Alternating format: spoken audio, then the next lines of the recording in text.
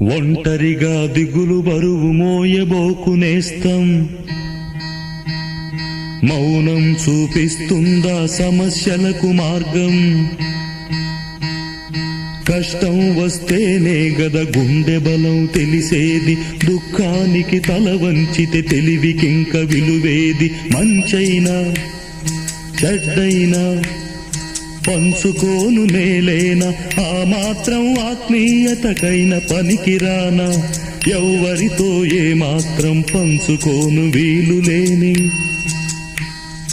అంతటి ఏకాంతమైన చింతలేమిటండి.